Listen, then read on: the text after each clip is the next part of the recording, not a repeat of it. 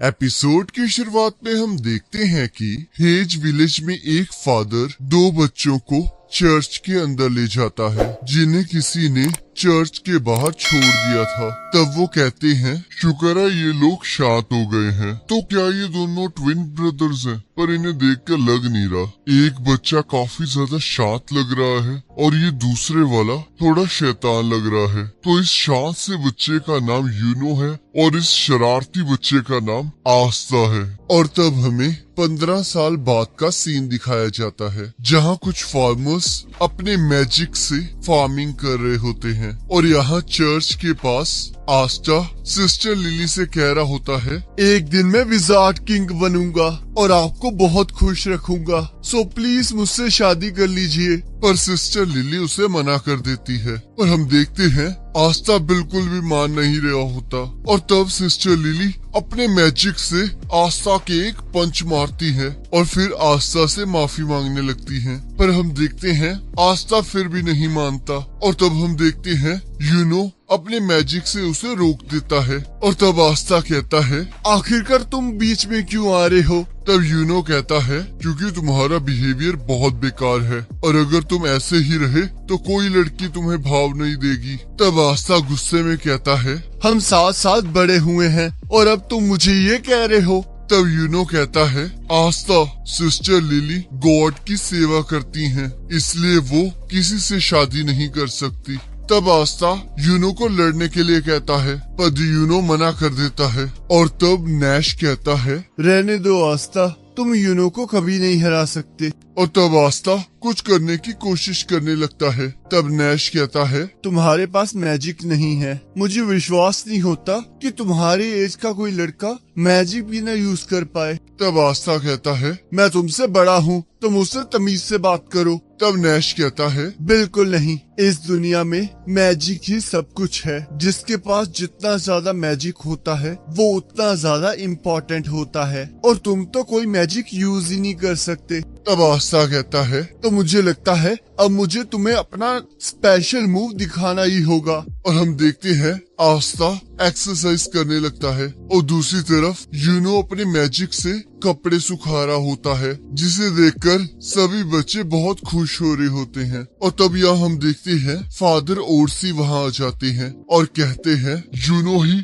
इस चर्च की इकलौती उम्मीद है। और यहाँ सिस्टर लिली आस्था से कहती है, बहुत जल्दी अवार्डिंग सेरेमनी आने वाली है और जब तुम्हें ग्रिमोर मिल जाएगी तब तुम भी मैजिक यूज कर पाओगे। जिसे सुनकर आस्था बहुत खुश हो जाता है और कहता है, जब मैं ग्रिमवॉर हासिल कर लूंगा तब मैं मैजिक नाइट्स ज्वाइन करूंगा और फिर विजार्ड किंग बन जाऊंगा। क्या मैं सही कह रहा हूँ ना यूनो? तब यूनो उसे इग्नोर करके वहाँ से चला जाता है, जिससे आस्था को गुस्सा आ जाता है और वो भागते हुए कहता है, तुम लोग बस इंतजार करो, मैं तुम्हें ये करके दिखाऊंगा। और यहाँ सिस्टर लिली यूनो को आस्था के साथ अच्छे से बिहेव करने के लिए कहती है और सोचती है, यूनो हमेशा से रोता रहता था पर जिस दिन वो जख्मी आस्था के साथ घर वापस आया उस दिन से वो पूरी तरह बदल गया और उसके बाद से मैंने उसे कभी रोते हुए नहीं देखा।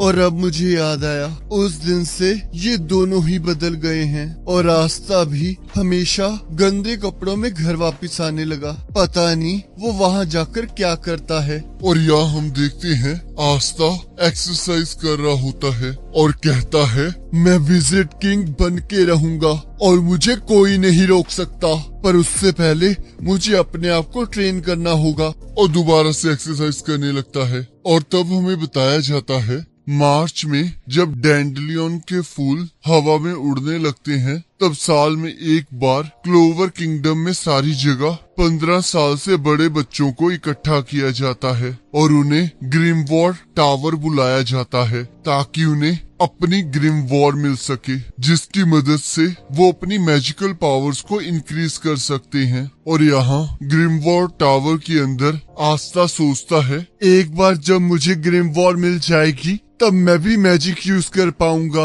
और तब मैं यूनो को पीछे छोड़ दूंगा। तब यहाँ कुछ बच्चे आस्था और यूनो का मजाक उड़ा रहे होते हैं और कहते हैं, हमें यकीन नहीं होता ऐसे बच्चे भी 6 मंथ्स में मैजिक नाइट्स का एग्जाम देंगे। सिर्फ नोबल फैमिलीज और रॉयल फैमिलीज में इतनी ताकत होती है जो कि इस एग्जाम को पास कर सके, और उनमें से एक तो कोई मैजिक भी नहीं यूज कर सकता, और ये पूरी कंट्री में इकलौता ही होगा जो कोई मैजिक ही नहीं यूज कर सकता।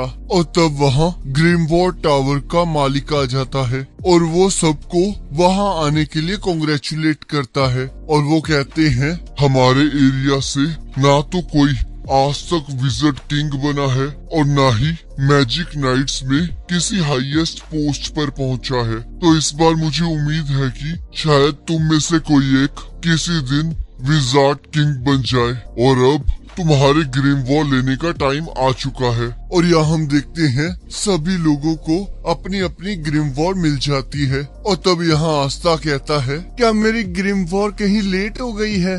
तब उस पर का मास्टर कहता है तुम अगले साल ट्राई करना, जिसे सुनकर सभी लोग आस्था का मजाक उड़ाने लगते हैं। और तभी हम देखते हैं यूनो की ग्रिमवॉल अचानक से चमकने लगती है, और तब सभी लोग देखते हैं वो एक 4 लीफ क्लोवर ग्रिमवॉल होती है। तब फादर कहते हैं ये तो वही ग्रिमवॉल है जो कि फर्स्ट विजार्ड किंग को मिली थी। तब सिस्टर लिली कहती हैं इसके बारे में कहा जाता है कि इसके अंदर बहुत ज्यादा पावर और गुड लक है। तब यूनो कहता है सभी लोग सुन लो, अगला विजार्ड किंग मैं बनूंगा, और सभी लोग उसे चीयर करने लगते हैं। तब आस्था गुस्से में कहता है तुम बस इंतजार करो यूनो, बहुत जल्दी मैं तुम तक पहुंच जाऊंगा, क्योंकि मैं तुम्हारा इकलौता कॉम्पिटिटर हूँ। तब यूनो कहता है ऐसा कभी नहीं हो सकता, और वहाँ से चला जाता है। और तब यहाँ आस्था कह रहा होता है मुझे लगा था जब मुझे ग्रिमवॉल मिल जाएगी तब मैं मैजिक यूज कर पाऊंगा, पर अब तो देखो मुझे कोई ग्रिमवॉल ही नहीं मिली। पर रुको, मैं इतनी जल्दी हार नहीं मानूंगा, मैं तुम्हें जीतने नहीं दूंगा किस्मत, मैं तुम्हें दिखा कर रहूंगा, चाहे इसमें मुझे 100 साल ही क्यों न लग जाए, और मैं तब तक हार नहीं मानूंगा जब तक मुझे ग्रिमवॉल नहीं मिल जाती, और मैं विजार्ड किंग बन के ये साबित कर दूंगा कि इस दुनिया में कोई भी औसम बन सकता है, चाहे वो एक गरीब और अनाथ बच्चा ही क्यों ना हो। और तुम मेरा इंतजार करना यूनो। और यहाँ हम देखते हैं एक बच्चा यूनो से जेलस होकर उस पर हमला करने लगता है, पर हम देखते हैं यूनो बिना अपने ग्रिमवॉल को यूज किए उसके अटैक को काट देता है। और तभी हम देखते हैं दीवार से चेन निकलने लगती है और वो दोनों बच्चे चीखने लगते हैं। और तब एक पर्सन कहता है मैं तुम्हें इस तरह खुला नहीं छोड़ सकता, और हाँ इसे खोलने की कोशिश मत करना,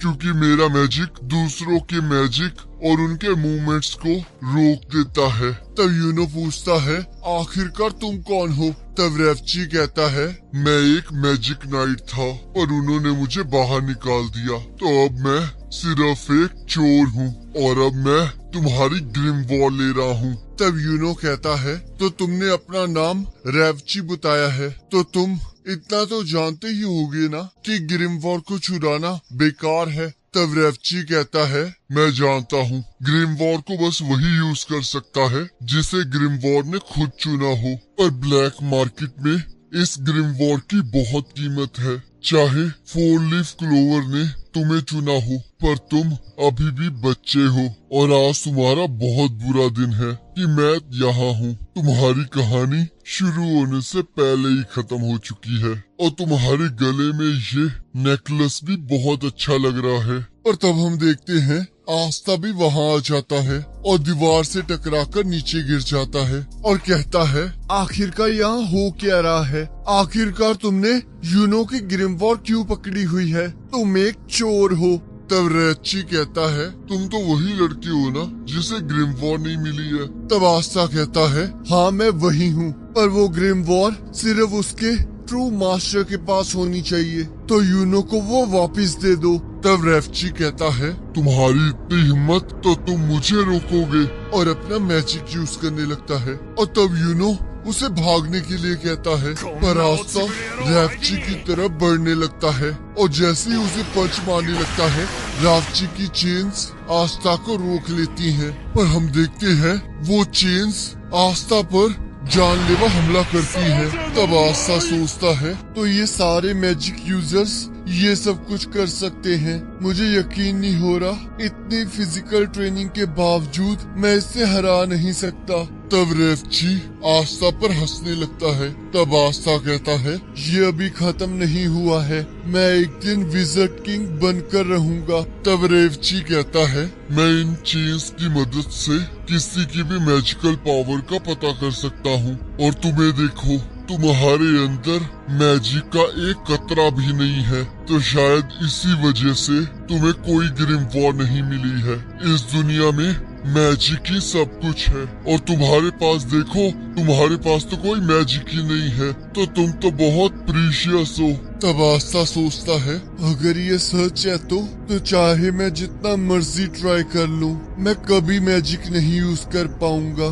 तब रेवची कहता है, विज़ार्ड किंग बनना तो तुम भूल ही जाओ, तुम्हें तो कोई जॉब भी नहीं मिलेगी, और तुम्हारा दोस्त तुम्हारी इस कंडीशन पर बहुत हंसेगा। इस दुनिया को तुम जैसों की कोई जरूरत नहीं है, तुम तो बस एक लूजर हो।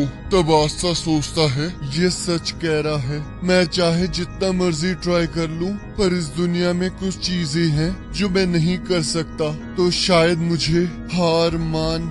पर तभी हम देखते हैं, यूनो कहता है, आखिरकार तुम किसे लूजर कह रहे हो?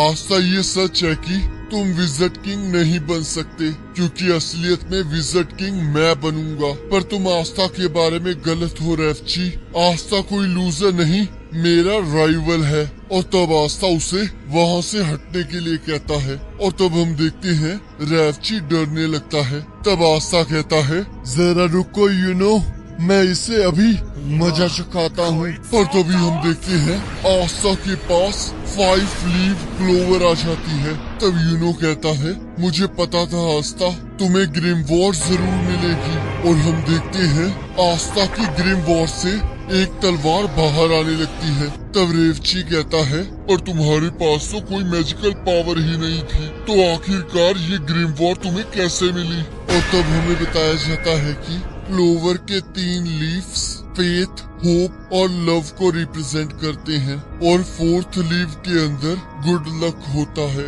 और लास्ट में 5th लीव क्लोवर जिसके अंदर डेविल रहता है। और इसी के साथ एपिसोड खत्म हो जाता है। अब अगले एपिसोड का लिंक आपकी स्क्रीन पर आ रहा होगा, और उस पर क्लिक करके अगले एपिसोड को देख सकते हो।